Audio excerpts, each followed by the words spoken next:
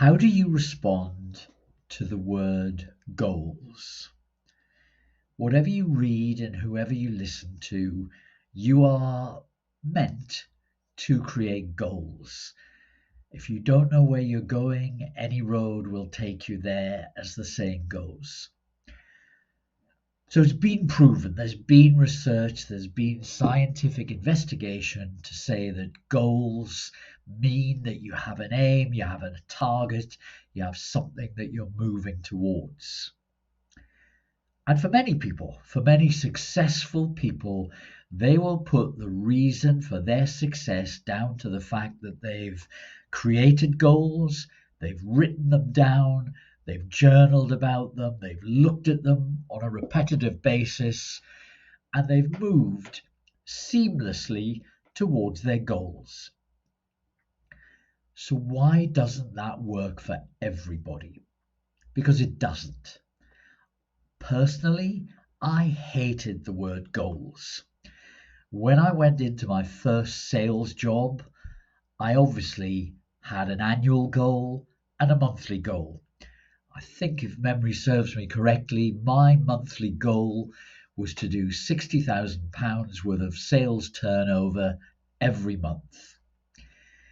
And what did it do? It scared the life out of me. When I first was given that piece of paper, I froze. I felt the pressure. I felt the burden of having to achieve a goal.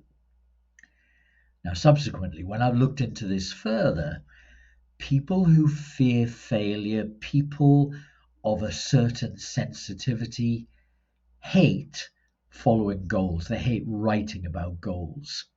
And you'll soon identify if you're that person, because if you start the year with New Year's resolutions and by the third week of January you've forgotten them, you've pushed them to one side, and you're just getting on with life as you always have, then you're one of these people.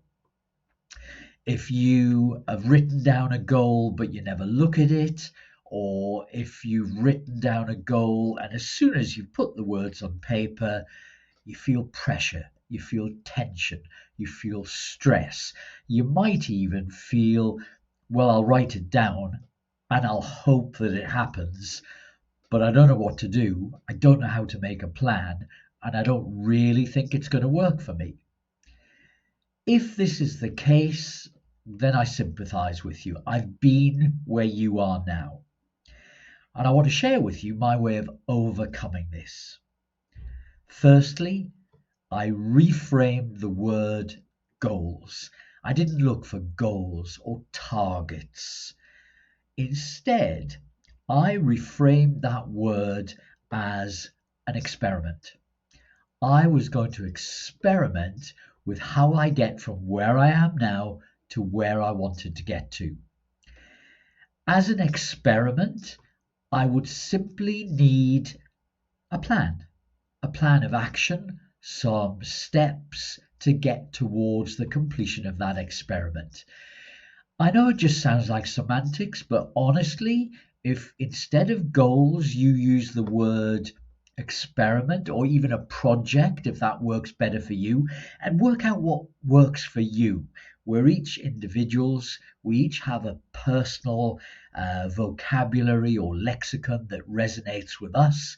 So pick the word that works for you, use it, and then plan how you're going to complete that experiment. Stop worrying about the pressure of the goal. Stop worrying of having to get to a certain place in a certain time. Just complete your project. Just complete your experiment.